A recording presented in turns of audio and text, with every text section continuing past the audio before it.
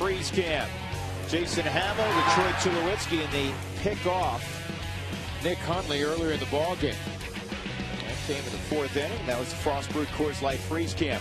All right, Rockies need to get things going again on offense. They have the right man at the plate, Todd Helton. He has an RBI double and a walk. And in his career against Josh Geer, 4 at-bats, 3 hits. He'll be followed by Garrett Atkins, who has a sac fly, and Brad Hopp, a 2-run home run. So these 3 own all 4 ribbies tonight for the Rockies. And this ball hard on the ground, but it's at Adrian Gonzalez.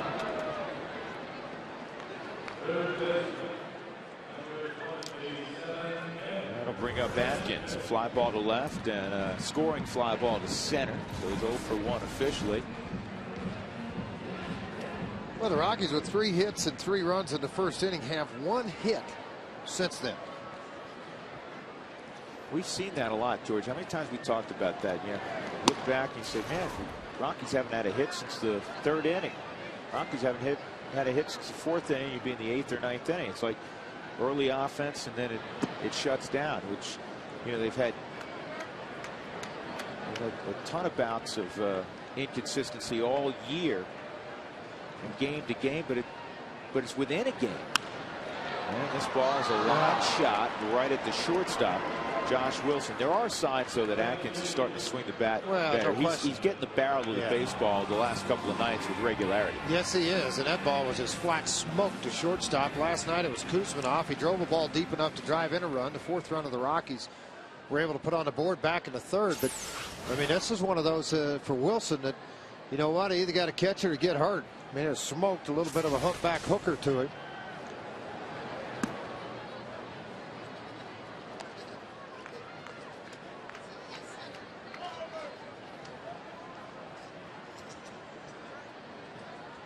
Brad Hopp takes a strike, 1-1.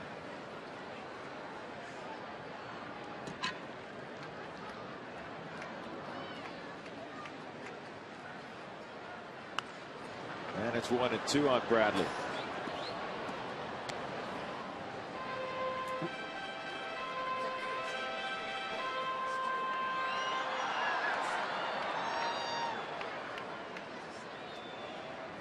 Good crowd tonight at Coors Field. Great crowd. Typical Saturday night. Yeah, this is an awesome crowd here to watch a little baseball.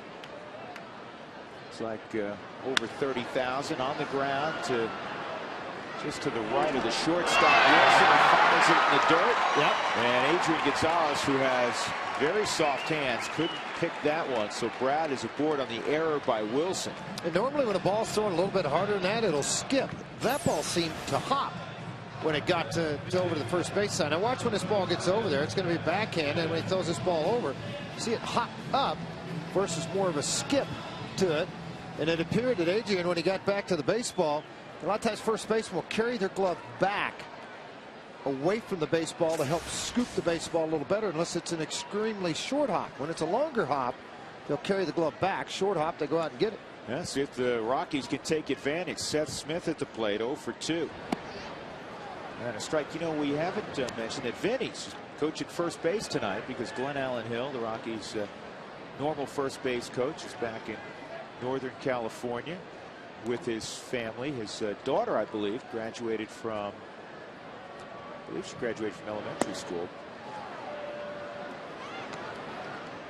And that's why G is not at the ballpark tonight. Well, Vinny's been sitting over there just wearing out Gonzalez. You know, he managed him in the WBC. Team Mexico. Yeah, and I mean, Vinny hadn't shut up the whole time, visiting with him in between innings, throwing the ground balls.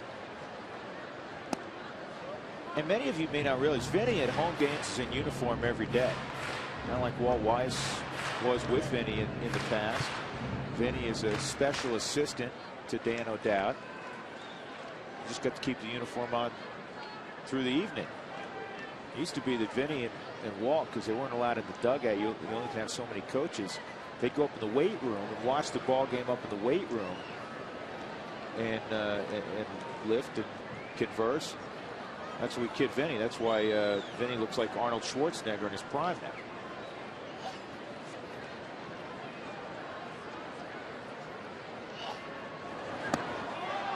Boy, that was not a Seth Smith type swing, was it? It was badly fooled there.